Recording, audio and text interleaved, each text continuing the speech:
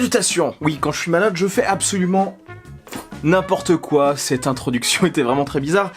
Bref, c'est la folie des rumeurs. Oui, comme je vous ai dit, ça n'a absolument aucun rapport avec ce que je vais dire après dans la vidéo. Mais ça, c'est pas grave, je suis un petit peu malade, donc...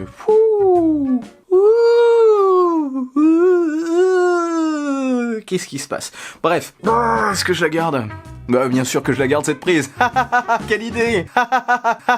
Donc c'est la folie ici et c'est aussi la folie du côté des rumeurs Apple. Voici la super transition. Il y en a tout le temps, il y a plein de rumeurs dans tous les sens et moi vous savez j'aime beaucoup ça. Et si ça se confirme, il y a moyen que ça envoie du lourd, mais du très très lourd en 2020. Si vous voyez le titre et si vous suivez la chaîne depuis un certain temps, vous savez pourquoi je suis excité comme une puce. Ici je vais vous parler de 3 produits qui pourraient potentiellement débarquer au premier semestre 2020. Et pourquoi je suis énervé comme ça quand je suis malade? Il faudrait que je sois tout le temps malade en fait. Allez, c'est parti pour la vidéo du dimanche.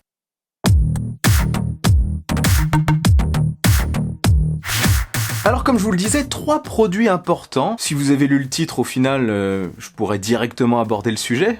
Le premier serait l'iPad Pro. Oui, je sais, je vous en ai parlé pour une keynote en octobre, mais il y a des rumeurs contradictoires qui prévoient ça plutôt pour, on va dire, mars, pour une autre keynote en mars. C'est d'ailleurs l'idée que j'ai évoquée cet été quand j'ai tourné la vidéo « Faut-il acheter l'iPad Pro maintenant ou pas ?» L'iPad Pro 2018. Donc on se retrouve vraiment entre deux idées, soit ce sera en octobre, là, pour l'iPad Pro, bah du coup il s'appellera iPad Pro 2019, soit en 2020. J'ai toujours eu tendance à penser que ce serait plus en 2020, mais des rumeurs semblent avancer que ce sera en octobre. On va voir. Donc cet iPad Pro QV 2020 ou QV 2019 est attendu avec, comme je le disais dans la précédente vidéo, un écran micro LED de meilleure qualité donc, et au dos 3 objectifs, 3 capteurs, dont un capteur TOF. Je vous en avais déjà parlé, un capteur temps de vol qui est très utile pour les photos de portrait, mais aussi pour la réalité augmentée.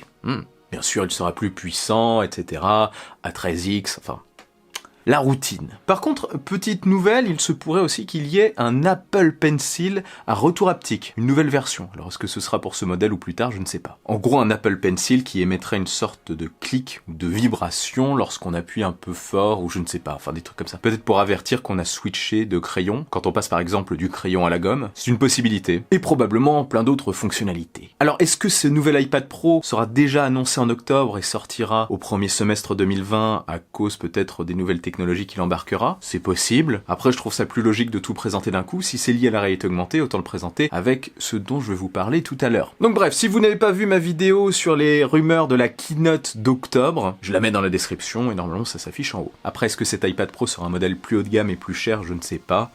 Bon, à mon avis, il remplacera les modèles actuels. Ce serait plus logique. Donc à suivre. Deuxième produit annoncé pour le début de l'année 2020, c'est l'iPhone SE2 ou quel que soit son nom. Il ne s'appellera pas forcément iPhone SE2, peut-être iPhone SE tout court, on ne sait pas. Ou peut-être iPhone XR mini comme je l'évoquais dans une précédente vidéo, c'était une théorie. Pour résumer un petit peu ma théorie précédente, eh bien je partais du principe que cette nouvelle version pouvait être un iPhone XR mini, c'est-à-dire les mêmes caractéristiques mais en modèle plus petit. Un modèle de 5,5 pouces qui pourrait venir remplacer l'iPhone 8 et l'iPhone 8 Plus. Or apparemment, selon les rumeurs, qui existaient déjà au moment où j'ai fait cette vidéo, c'était un petit peu une vidéo théorie, je crois que je l'avais appelée versus rumeurs, c'était ma théorie contre les rumeurs, eh bien les rumeurs s'intensifieraient et on partirait plus sur une sorte d'iPhone SE, un petit peu sur les mêmes fondements que l'iPhone SE de précédente génération. C'est-à-dire faire du neuf avec du vieux. En gros, selon ces rumeurs, ce serait un iPhone 8 avec le processeur A13 des iPhone 11, 11 Pro et 11 Pro Max.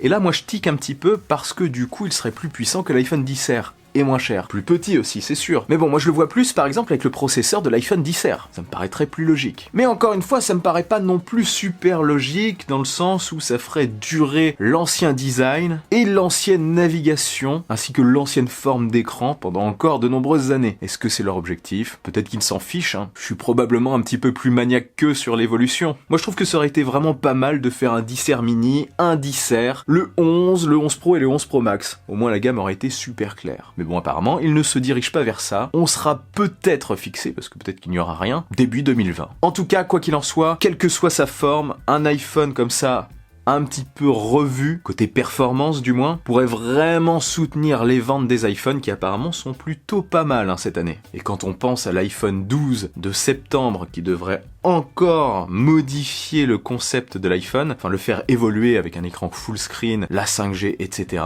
on peut se dire que ça sent bon pour 2020. Dites-moi d'ailleurs en commentaire si un iPhone 8 avec un processeur plus puissant vous intéresserait. À mon avis, ce serait un produit aux alentours des 539 € comme le modèle 8 actuel, sur le site d'Apple en tout cas, ou alors 559 €, enfin dans ces eaux-là. Dites-moi ça en dessous. Est-ce que d'ailleurs vous trouvez que cette stratégie est un petit peu étrange et qu'un 10R mini tiendrait un petit peu plus la route? Ensuite, là on arrive au troisième produit, celui qui m'attire le plus, franchement je vais pas vous le cacher. D'ailleurs si vous suivez la chaîne depuis un certain temps, vous savez que c'est peut-être le produit que j'attends le plus en tech, toute technologie confondue, clairement. Pour moi c'est ce qui aura la peau du smartphone à terme, pas tout de suite, mais pour moi c'est ce qui aura la peau du smartphone. Il s'agit bien entendu des lunettes de réalité augmentée.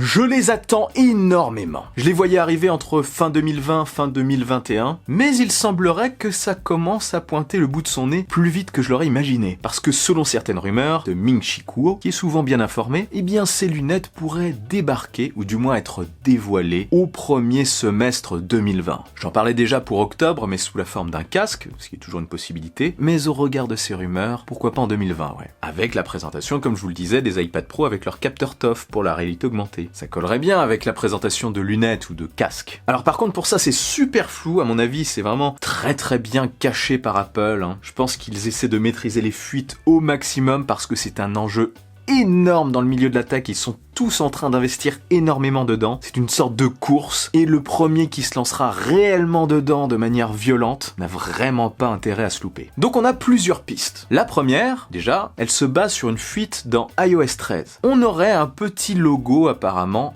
d'un casque. Alors, est-ce que c'est un casque de réalité virtuelle ou de réalité augmentée, ou alors les deux peut-être? Ça fait penser aussi au casque de type cardboard, dans lequel on vient mettre un smartphone, dans lequel on pourrait du coup mettre l'iPhone, comme ce qu'a déjà fait Google. Ça pourrait appuyer le fait que selon les rumeurs, eh bien Apple travaillerait avec des entreprises tierces, peut-être pour concevoir ce casque, un casque compatible avec tous les iPhones, enfin tous les iPhones qui auront la puissance nécessaire. Franchement, ça se tiendrait aussi parce qu'apparemment, il y a un mode dans iOS 13, au niveau de la réalité augmentée, un mode tête haute, tête levée. Je sais plus trop comment ça s'appelait, mais c'était un truc du style. Donc avec un casque, quoi. Autre piste, les lunettes de réalité augmentée. Des lunettes apparemment, selon les rumeurs, qui seraient esthétiques, réalisées aussi en collaboration avec des marques. Alors ça rappelle fortement l'Apple Watch. L'approche d'Apple a été de faire une montre plus qu'un objet de technologie. Ici, pour que ça marche, il pourrait répéter la chose en sortant des lunettes avant tout esthétiques. Peut-être avec des branches interchangeables, qui sait. Ces lunettes ne seraient pas autonomes et nécessiteraient la présence d'un iPhone. Du coup, à l'intérieur, on aurait juste de quoi les connecter en Bluetooth et les systèmes permettant d'afficher dans le verre des éléments en 3D. Je pense que c'est un produit qui, dans un premier temps, pendant un certain temps,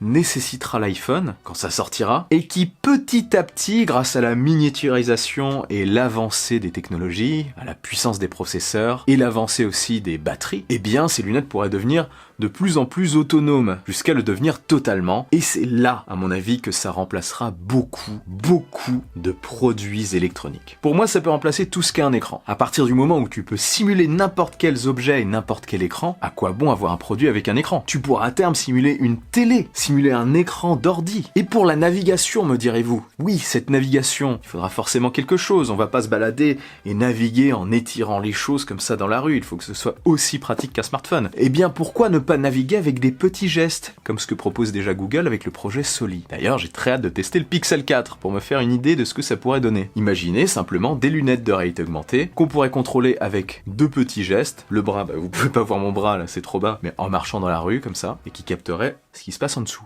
Pourquoi pas? Et on pourrait aussi peut-être déplacer les choses comme ça, les manipuler, les agrandir, etc. Au choix. Alors, est-ce qu'on aura juste un casque de réalité augmentée, un truc assez imposant et pas spécialement esthétique, et des lunettes de réalité augmentée beaucoup plus tard, peut-être en septembre avec les nouveaux iPhones, ou alors début 2021? C'est possible qu'on ait les deux, pour rendre la chose accessible au plus grand nombre. En tout cas, si on a les deux, ça serait vraiment, mais vraiment incroyable. C'est la première chose que je testerai sur la chaîne, franchement. Là, vous pouvez être sûr et certain que le jour où la réalité augmentée arrive sous forme de lunettes destinées au grand public, je parle pas des HoloLens de Microsoft, eh bien ça sera testé sur la chaîne, c'est sûr. Quoi qu'il en soit, Apple bosse énormément dessus parce qu'apparemment ils ont racheté quand même 8 startups spécialisé dans les technologies un peu holographiques et de réalité augmentée, donc ça doit bien avancer, et on peut s'attendre, si lunettes il y a, à ne pas avoir des écrans sur les yeux, mais de simples verres. Donc voilà, pour moi le futur c'est la réalité augmentée, vous l'aurez compris, et je pense que là je vais m'arrêter, il faudrait vraiment que je fasse une vidéo dédiée, que j'écrive une vidéo dédiée pour vous dire tout ce que j'ai en tête, parce qu'il y a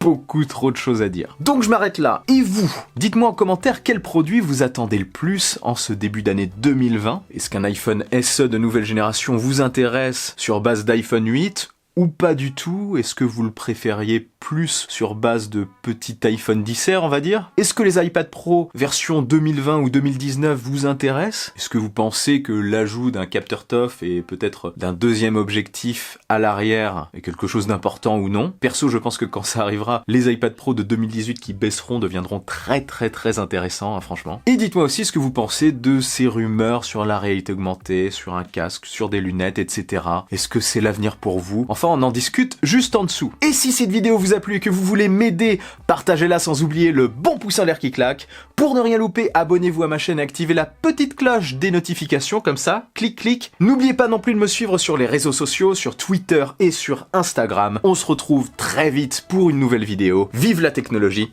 vive le futur. Allez, salut!